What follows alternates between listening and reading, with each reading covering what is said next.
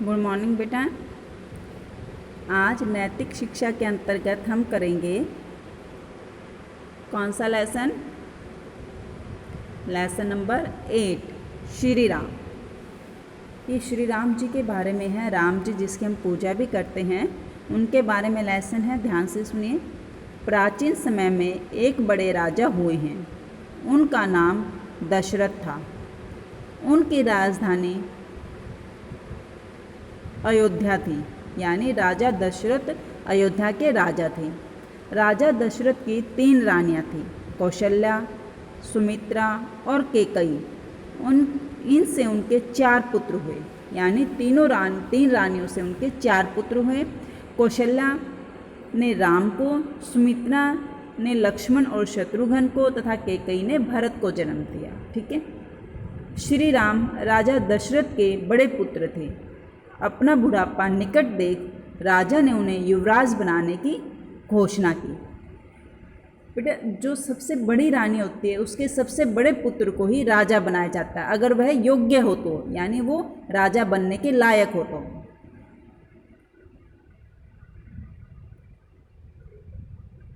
छोटी रानी कैकेयी को यह अच्छा नहीं लगा। उसने राजा से 2 वर मांगे। वर यानी वरदान। ठीक है। पहले वर से उसने भरत के लिए राजगद्दी मांगी। दूसरे वर से राम के लिए 14 वर्ष का वनवास मांगा। उसने 2 वर मांगे कि उसके बेटे, उसके खुद के पुत्र भरत को राजगद्दी दी जाए, और दूसरे में उसने क्या किया, राम को लिए 14 वर्ष का वनवास मांगा। 14 वर्ष का ही क्यों मांगा? क्योंकि अगर कोई राजा 14 वर्ष तक राज्य नहीं करता तो वो कभी भी राजा नहीं बन सकता था। इसीलिए उसने 14 वर्ष का ही वनवास मांगा था। श्री राम अपनी पत्नी सीता के साथ वन चले गए।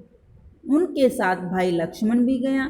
श्री राम के वियोग यानी उनसे बिछड़ने, उनके दुख में, उनसे अलग होने के दुख में दशरथ ने प्राण त्याग दिए।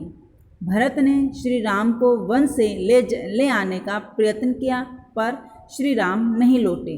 वे पिता की आज्ञा का पालन करने के लिए वन में ही रहे।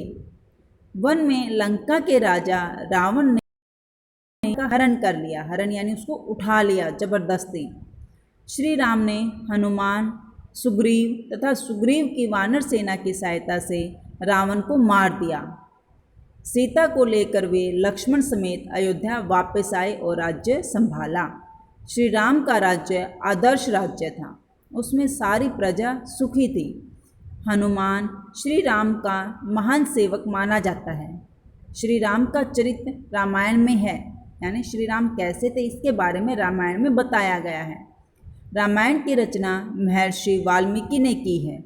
पुरुष की सभी दृष्टियों से पूरी मर्यादा पालने के कारण श्री राम को मर्यादा पुरुषोत्तम कहा जाता है, या श्री राम मर्यादा पुरुषोत्तम कहलाते हैं।